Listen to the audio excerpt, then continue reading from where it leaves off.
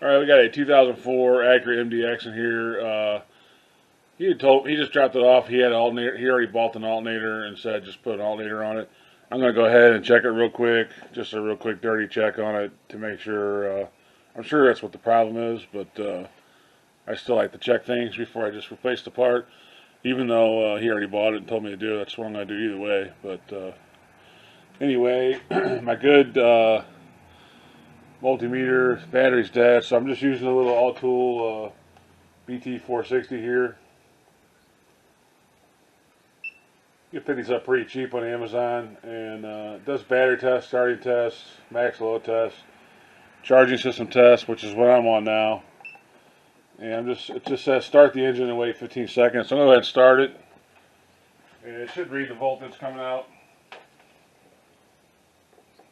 See if this alternator is charging.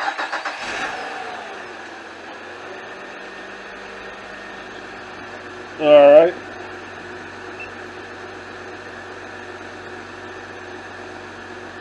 So right here we're at 11.4 volts, 11.5. It's going between 11, high 11.4, 11.5, and you know, you really want to see 13.3 or above, 13.6, even 14. So it appears this alternator is not charging at all. So I'm going to go ahead and shut it off real quick.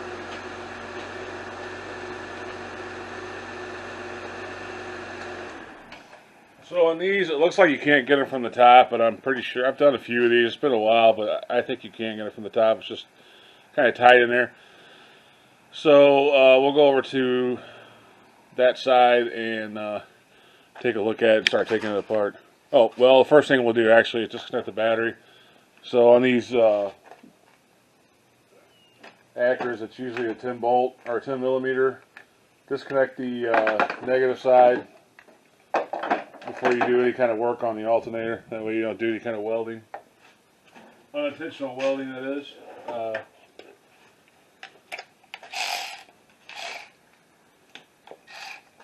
So we're just going to zip that off. Alright, so the negative is disconnected on that. And now we'll go to the front here and take a look and see. I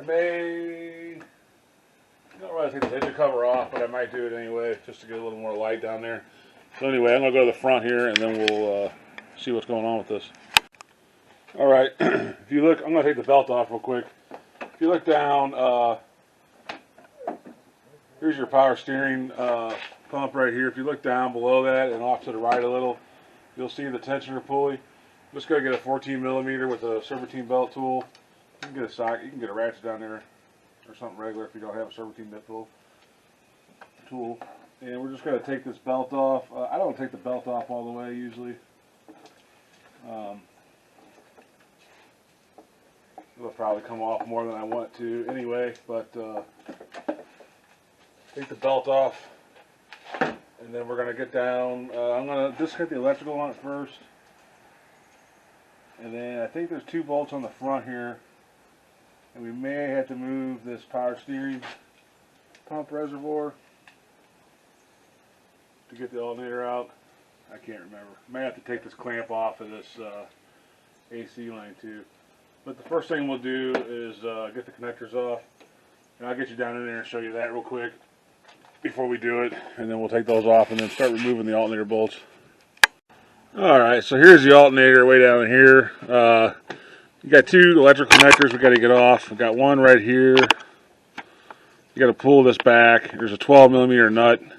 See if I can get the light.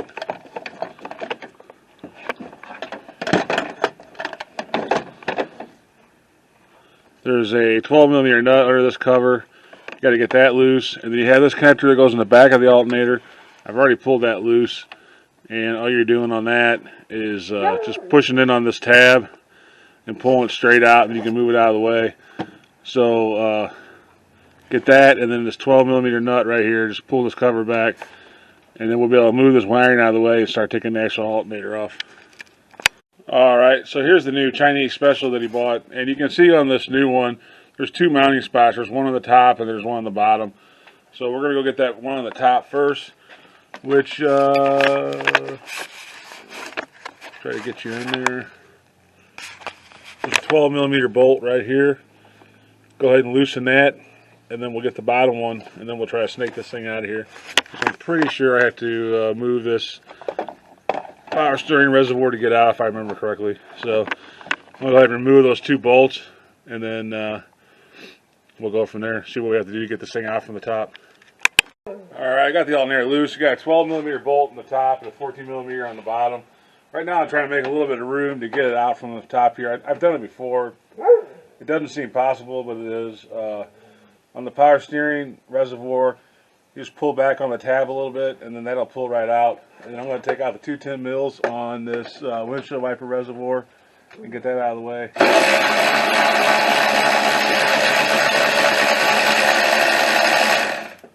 There's one down on the bottom, and there's one right here on the top. And then this should come loose. Get my hand down there.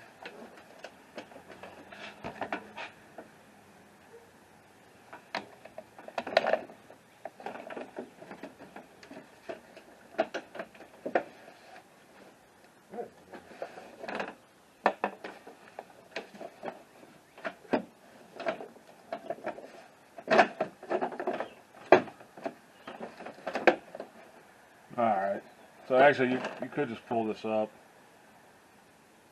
I'm trying to think here. This is the radiator reservoir. Just kind of put it off to the side. I think the alternator might come out now.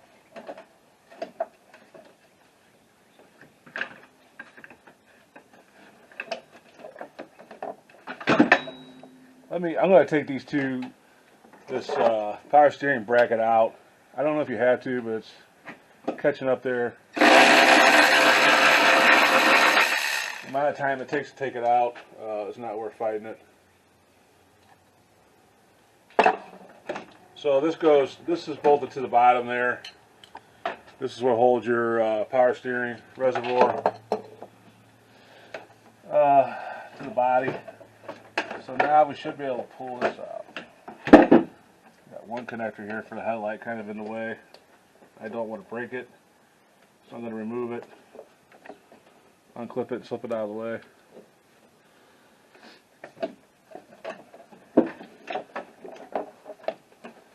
Like I said, it's definitely, they don't make it easy to get it out and in at all.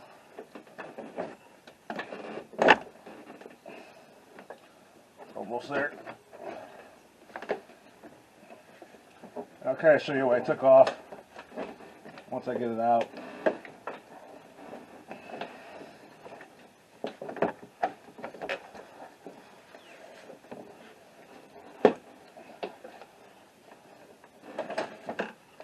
It's really hanging on this power steering, or this AC line. There we go. Alright, so I'll kind of show you what I took off. I'll take it off here and then we'll show you exactly what I took off. Alright, so here's the power steering holder bracket. That bolts down into the body right here. You have this little tab right here. Pull that back a little, and then the power steering reservoir will just pull up. Kind of move it off to the side. I did take out this 10mm for the AC line. You don't want to pull on these too hard, but taking out that bolt will give you, a little bit of movement. Just don't go crazy on it. And then you have the radiator overflow, and that just kind of pulls up. It's the same concept as the power steering. You pull on the tab and it pulls straight up. And then I went ahead and removed the power steering bracket all the way just to have more room. So and then you come out the top here. Now I did clamp off the power steering line with one of these line clamps just in case the cap will come off or whatever if I start leaking a bunch of fluid.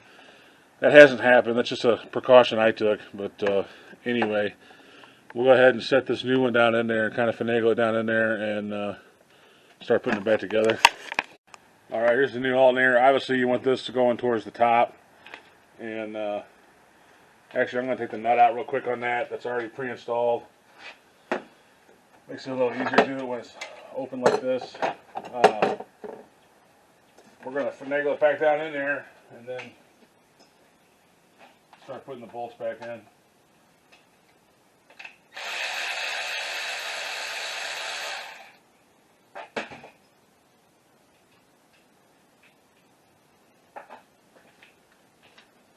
So we're just going to kind of set it in the way we took it out.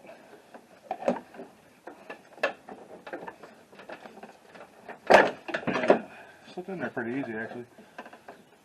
And then we're going to take the part where the electrical connector's at and feed that in first. We don't want to break that off or anything. So I'm going to go ahead and move this stuff kind of back where it was at, out of the way, so I can see what I'm doing. And we're just going to take this, I don't know how much you can see, it's kind of tight. We're going to take this alternator and try to put it back. Where was that?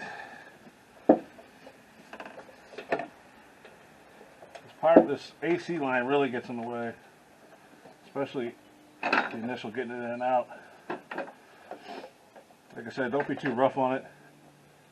Just work around it. So I got it set pretty close to where it's at. I'm going to go ahead, since you're not going to be able to see anything anyway, I'm going to go ahead and get it started onto that lower part, and then we'll start putting the bolts back together. Alright, you kind of want to hook the alternator underneath that bracket a little bit, kind of pull it down and then up, and it'll slide right in. If you don't, it won't slide in that well, and you'll be fighting it. I've already got the 2 bolts started. I'm going to go ahead and tighten the 14 down below, and we'll do the 12 up top. But if your alternator is getting stuck in those ears, don't force it, just keep working with it. Like I said, on this one, I kind of went underneath the bracket and brought it back up, and it seemed to correct the problem with not wanting to slide in there right. So anyway, you can break those aluminum ears pretty easy on the engine bracket if you try to jam it in there. So you don't want to do that. So I'm going to go ahead and tighten these 2 down. I won't bore you with that. I got to get that other one started a little bit more before I can get my ratchet down in there. So I'm going to go ahead and start both of them, and then we'll tighten them down, and then we'll pick it back up. One thing I'm not sure I mentioned when I took this apart, to get these loose from the metal brackets, just push this tab here, pull it out or in, and then pull it up, and it'll release this wiring harness from the metal retainers that it's in. So we're just going to snake this back where it was, click it back on, and then install the 2 connectors. You got that little push connector on the back side, and all you do in that is just push it back in. Until you hear it snap, like I just did. And then we got that 12mm nut on the top that goes to the alternator. And we're going to put that back on. Now when you tighten that 12mm back up on the top, don't go crazy on it. Just tighten it, make sure it's snug. You want it tight, but you don't want to break off that stud inside the alternator. That can't happen if you tighten it too tight. So go ahead and tighten that down, and then we'll pick it back up. Alright, so I'm going to just go ahead and put this bracket back on for the power steering. Put the radiator reservoir, snap that back in, and then we'll put the belt on. I'll put up a picture of the belt diagram in case you took your belt off all the way or came off all the way. And then we'll start this thing up and test it. But I'm not going to show putting these brackets back on and all that. It's all pretty self-explanatory, and I can't really get this whole job's kind of hard to get you in there and kind of show you what you're doing. So I'm kind of apologize for that. I guess more than anything, this really is a step-by-step more than it is just a generalization of how to get this alternator out. Like I said, it looks like it's almost impossible to get out from the top, but it is possible, and I'm just kind of showing you how I do it. So I'll go ahead and put these brackets back on and put all these reservoirs back where they're supposed to be. I'll slip the belt back on, then we'll come back and we'll start up and make sure this thing works. Alright, so I put the belt on already. I'll put the belt diagram at the end of the video, and so you can kind of take a look at it in case you need to pause it and see where your belt goes. In case you're, now's a good time to change the belt if you're going to change it. Like I said, this guy always gives me all his own parts, and he didn't put a belt in there, so we're not changing it. But if you haven't changed your belt in a long time, now's a good time to do it while you got everything off already. So we'll go ahead and hook this back up. Make sure it's charging, and then we're done.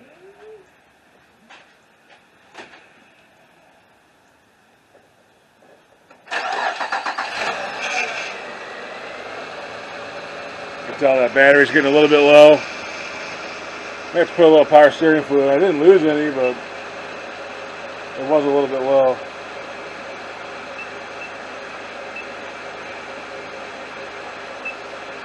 We're just going to select the charging system. And I don't know, hopefully you can see that. I don't know if that's, it's 14.1 to 14.2. I don't know if it's picking that up or not. I can't tell in the viewfinder. But it is charging now. Like I said, it's 14.2, so that's good. You want about 13.6 to 14.4, 5. You get up into the high 14, that's overcharging. Might have a regulator problem or something like that. But anyway, that's about it. Like I said before, let me shut this off.